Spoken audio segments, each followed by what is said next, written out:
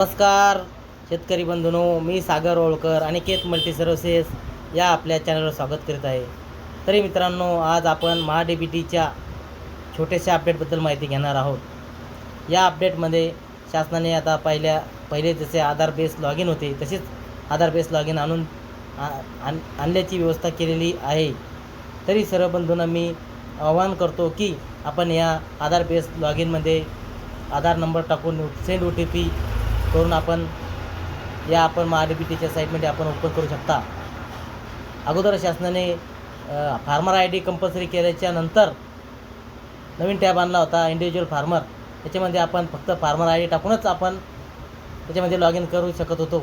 पण मध्यंतरी बऱ्याच शेतकऱ्याचे फार्मर ID निघत नव्हते. काही शेतीची अडचणी, काही दुसऱ्या अडचणी, अशा भरपूर अडचणीला समस्या शेतकऱ्याला येत होती.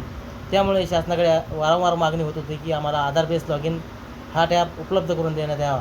तरी शासनानं ही सर्व या शेतकरी बंधूची मागणी मान्य करून आधार बेस लॉग इन हा टॅब उपलब्ध करून दिलेला आहे.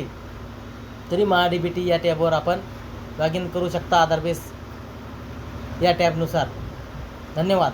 अशाच नवीन नवीन व्हिडिओसाठी आमच्या अनिकेत मल्टी सर्व्हिसेस या चॅनलला लाईक करा, शेअर करा आणि सबस्क्राईब करा. धन्यवाद.